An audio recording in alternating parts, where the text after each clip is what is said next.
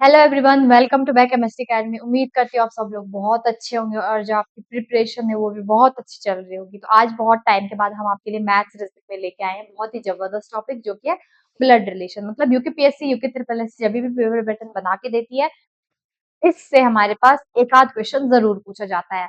और इस टॉपिक में बहुत ही मजा आपको आने वाला है क्योंकि यहाँ पे हमें रिश्तेदार नंबर दिलाएंगे। कैसे, अभी आपको क्वेश्चन में पता चल जाएगा। सबसे पहले ब्लड रिलेशन में क्वेश्चन अटेम्प्ट करने से पहले हम कॉन्सेप्ट समझ लेंगे, क्योंकि कॉन्सेप्ट समझने किसी भी टॉपिक में बहुत जरूरी होता है। कॉन्सेप्ट समझ जाओगे तो आप किसी भी टाइप के क्वेश्चन ब्लड रिलेशन के अटेम्प्ट कर पाओगे। ठीक है, बाद बाकी अगर आप डायरेक्ट क्वेश्चन देखोगे तो क्वेश्चन तक ही सीमित रह जाओगे। ठीक है, तो कॉन्सेप्ट समझना बहुत जरूरी है। और ब्लड रिलेशन में हमारे पास ज्यादा नहीं, दो तीन कॉन्सेप्ट बहुत ही सिंपल सिंपल, तो उनको समझते हैं। फर्स्ट कॉन्सेप्ट, वैसे वैसे आप नोट भी करना। सबसे फर्स्ट हमारे पास यहाँ पे होती है अपर जनरेशन। ठीक है, जो हमारे पास अपर जनरेशन होती है उसमें हमारे कौन कौन से आ जाते हैं, हमारे जैसे grandfather, grand mother, mother, father, ठीक है, अंकल, आंटी। तो ये हमारे क्या होते हैं, हमसे अपर की जनरेशन होती है। जैसे मामा मामी, मतलब जो भी हमसे बड़े लोग होंगे वो हमारी अपर की जनरेशन होगी। और जब भी अपर जनरेशन आता है तो आप उसको इस एरो से डिनोट करोगे। ओके, पर इस एरो से आप डिनोट करोगे अपर जनरेशन को। जैसे कि मैं बोलती हूँ यहाँ पे पी क्यू का पापा है। पी क्यू का पापा है, तो क्यू का पापा कौन है? पी है। तो आप ऐसे इस एरो से इसको डिनोट कर सकते हो। यहाँ से हमें चल जाएगा जो पी है वो क्यू का पापा है।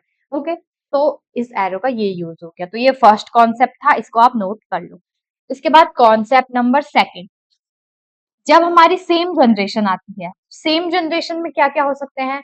जैसे हमारे कजन हो गए, जैसे भाई बहन हो गए, मामा के बुआ के बच्चे।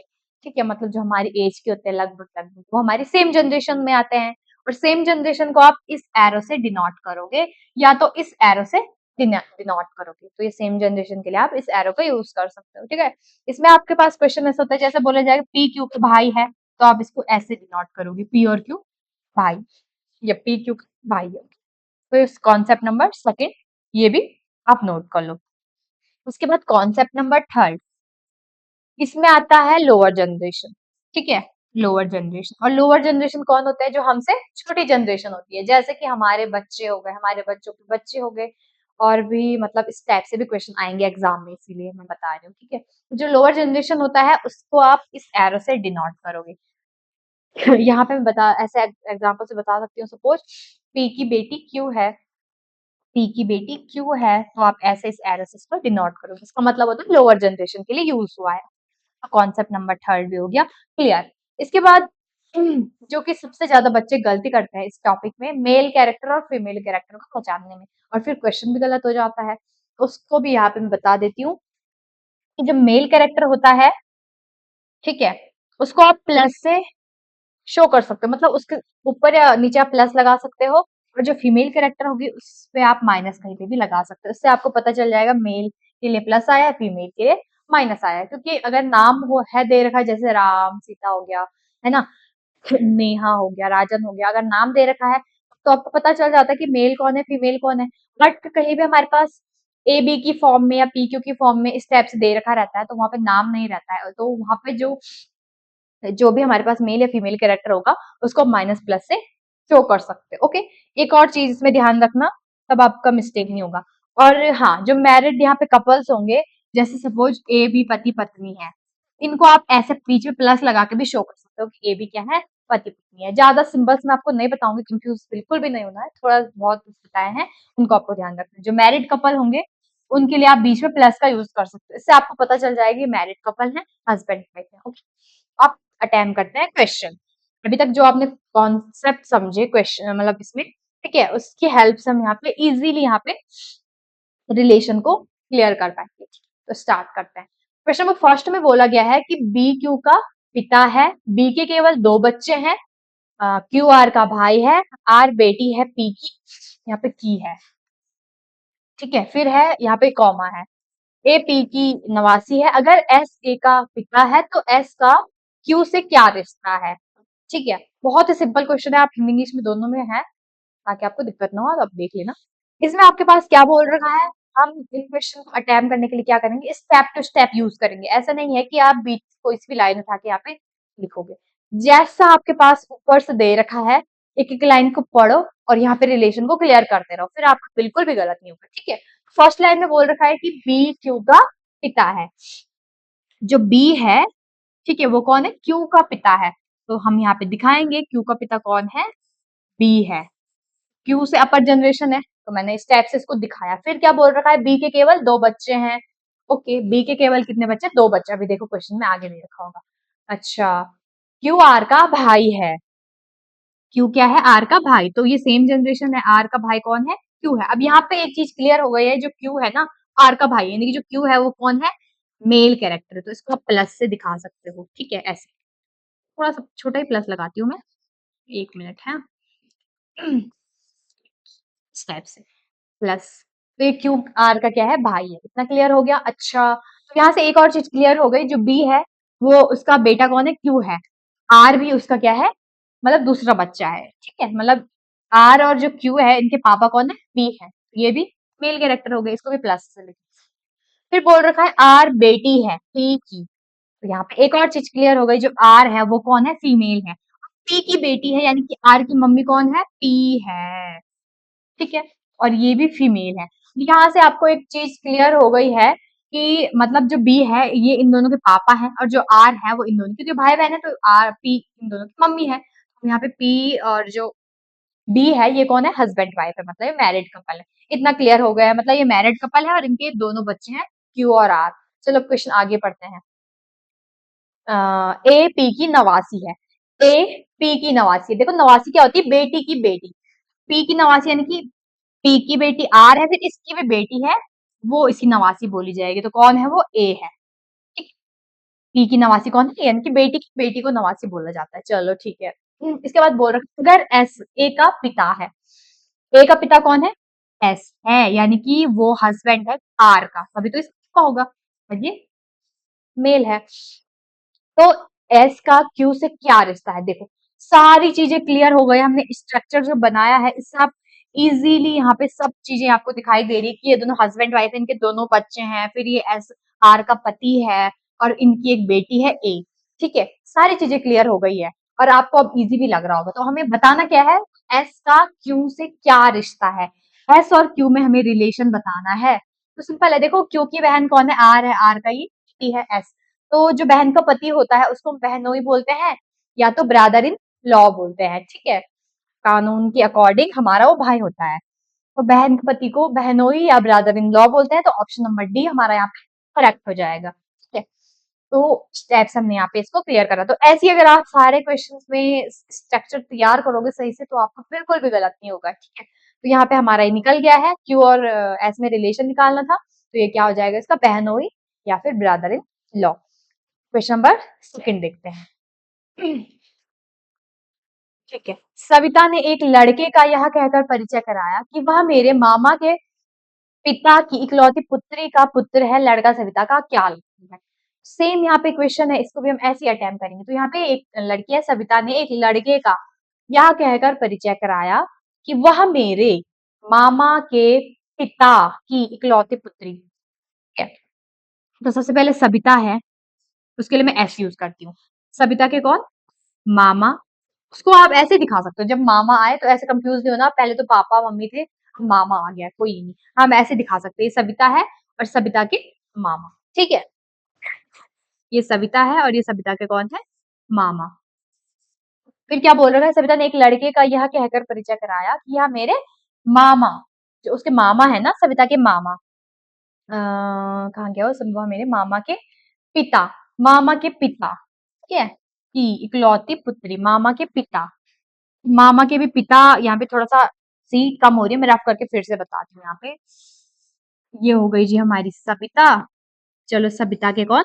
मामा, मामा के पिता यानी कि फादर, मामा के फादर, ये मामा के फादर। ओके, ये चीज है सविता के मामा के पिता की इकलौती पुत्री, मतलब इस फादर की इकलौती पुत्री वो कौन हो जाएगी? सविता के मामा की सिस्टर, है कि नहीं है? इसकी इकलौती पुत्री यानी कि सविता के मामा की सिस्टर होगी कि नहीं होगी? ठीक है, सिस्टर इकलौती पुत्री का पुत्र है। इकलौती पुत्री का क्या है? पुत्र है, सन है। ठीक है, उस लड़का सबिता का क्या लगता है? बहुत सिंपल। सबिता के मामा के पापा की बेटी, इकलौती पुत्री, वो मामा की क्या हो जाएगी? बहन हो जाएगी, उसका पुत्र है। ठीक है, तो इन दोनों में रिलेशन बताना है कि वो लड़का क्या लगता है। तो देखो भाई, ये है मतलब सबिता के मामा, ठीक है, और उनकी कौन, सब इकलौती पुत्री के बेटे, कुल मिला के ये दोनों भाई बहन है ना। मतलब भाई बहन ही तो होंगे, सबिता और वो लड़का है जो, तो यहाँ पे भाई का रिलेशन आ जाएगा, ऑप्शन ए हमारा क्लियर हो जाएगा। अरे मतलब यहाँ पे ऐसा है, इकलौती पुत्री है तो जो बेटा है, ठीक है, वो उसी की बहन हो जाएगी सबिता, तभी तो उसका मामा हुआ है ये, ठीक है, और मामा के पापा की इकलौती बेटी के दोनों बच्चे हैं, तो कुल मिला के जो वो लड़का है जिसका वो परिचय करा रही है, वो उसका भाई होगा। उम्मीद करती हूँ क्लियर हो गया होगा। ऐसी स्ट्रक्चर आपको बनाने हैं, उससे आपके सारे डाउट क्लियर हो जाएंगे। चलो अब नेक्स्ट क्वेश्चन देखते हैं, थोड़ा सा डिफरेंट। ठीक है, ए बी की माता की लड़की है, ए का बी से क्या रिलेशन है? जो ए है वो बी की माता की लड़की है, कौन है? ए। जो ए है, ठीक है, वो कौन है? बी की, जो ए है वो बी की माता की लड़की है। जो ए है वो बी की माता की लड़की है। पहले मम्मी बनाते हैं, ठीक है, फिर से मम्मी, मॉम, मम्मी, और एक और मॉम बनाते हैं, इसलिए बनाया क्योंकि माता की लड़की कौन है? जो ए है, जो ए है वो कौन है? बी की माता की लड़की है, ठीक है, यहाँ पे बी आ जाएगा। जो ए है वो बी की माता की लड़की है। तो फिर हमें बताना है यहाँ पे कि ए का बी से क्या रिलेशन है, क्या रिलेशन आ रहा है यहाँ पे? मम्मी का रिलेशन यहाँ पे आ रहा है, ठीक है। जो ए है उसकी जो बी है वो मम्मी हो जाएगी, तो ऑप्शन नंबर डी यहाँ पे करेक्ट हो जाएगा, माँ का रिलेशन हो जाएगा, ठीक है। मतलब थोड़ा सा कंफ्यूजन वाला है ये, लेकिन आपको वही कंफ्यूजन निकालना है। यहाँ पे 3 मम्मी दे रखी है कि जो ए है तो वो बी की माता की लड़की है, तो ए बी में क्या रिलेशन हो जाएगा? तो मम्मी का रिलेशन यहाँ पे आ जाएगा, ठीक है। चलो ये भी हो गया होगा। अब चलते हैं नेक्स्ट क्वेश्चन पे। ठीक है, क्वेश्चन नंबर 4 पे चलते हैं। आपकी बुआ के पति की सास आपकी क्या लगती है या क्या लगेगी? बहुत सिंपल है, हमारी बुआ। इसको तो सॉल्व करने की जरूरत नहीं है, इस पहले वाले क्वेश्चन में भी पेन की जरूरत नहीं थी, इसमें भी पेन की जरूरत नहीं है। इसमें बोल रखा है आपके बुआ के पति की सास, जो हमारी बुआ है उनका हस्बैंड, ठीक है, उनकी सास, तो जो हमारी बुआ है उनके हस्बैंड हमारे मामा लगते हैं, और उनकी सास यानी कि हमारी दादी होगी। तो सिंपल क्वेश्चन है ये, तो ऑप्शन ए हमारा यहाँ पे करेक्ट हो जाएगी, इसमें पेन की जरूरत थी नहीं। चलो अब चलते हैं क्वेश्चन नंबर 5 पे। हाँ, ये थोड़ा अच्छा क्वेश्चन है। अगर नेहा कहती है रानी के पिता राज मेरे ससुर महेश की इकलौते बेटे हैं, तो बिंदु जो कि रानी की बहन है का महेश से क्या रिश्ता है? चलो इसको सॉल्व करते हैं। अगर जो नेहा है वो कहती है, बल क्या कहती है कि रानी के पिता, पहले हम यहाँ पे क्या करते हैं, रानी को बनाते हैं, ये है रानी, अब उसके कौन है? पापा, रानी के फादर, एफ ए, ये है रानी के फादर, रानी के पिता राज। अच्छा, राज लिखना पड़ेगा यहाँ पे। रानी के पिता कौन है? राज, रानी के पिता राज। मेरे ससुर महेश, यानी कि मेरे ससुर महेश, इसके पापा, ये आ गया हमारा महेश, ठीक है। एमए कर रही हूँ मैं उस महेश के लिए। रानी बोल रही है, मतलब नेहा बोल रही है कि रानी के पापा राज, मेरे ससुर महेश, यहाँ पे एक चीज क्लियर हो गई होगी, मेरे ससुर महेश की इकलौते बेटे हैं। मेरे ससुर महेश के इकलौते बेटे हैं, कौन है? महेश के बेटे इकलौते राज, ठीक है। तो वो नेहा के ससुर हैं। कुल मिला के जो राज है उसकी वाइफ कौन है?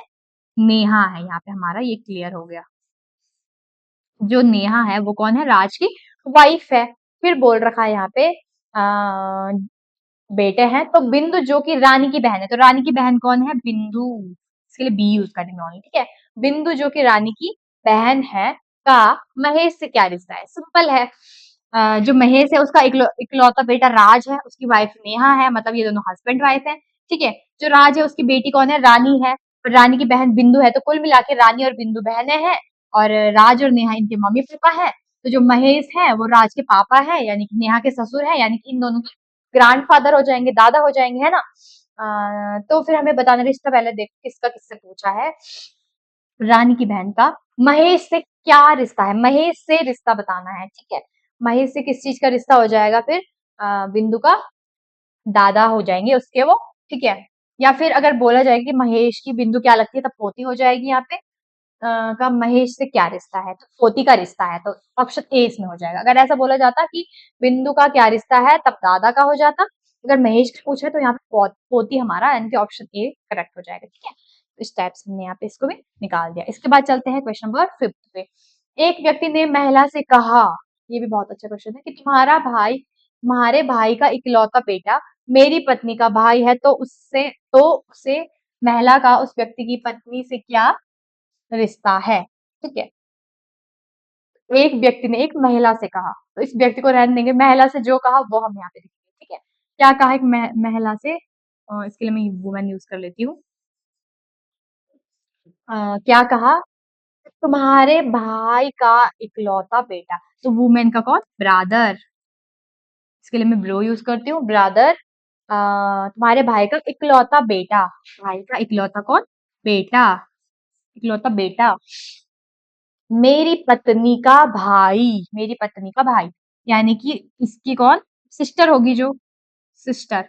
वो बल उस आदमी की, वो जो मैन है उसकी कौन है, वाइफ है, इसलिए मैंने बीच में प्लस लगाया है, ठीक है। तो उस महिला का उस व्यक्ति की पत्नी से क्या रिश्ता है, बहुत सिंपल, कुछ स्ट्रक्चर क्लियर है कि वुमेन है, उसका कौन है, भाई है, उसका इकलौता बेटा, ठीक है, उसका इकलौता बेटा, और उसकी उसके बेटे की बहन, यानी कि वो भी, इसकी भी बेटी हो जाएगी वो, ठीक है। और इसका वो कौन है, पति है। तो इस जो ये लड़की है, इसका इससे क्या रिलेशन है, वो हमें बताना है।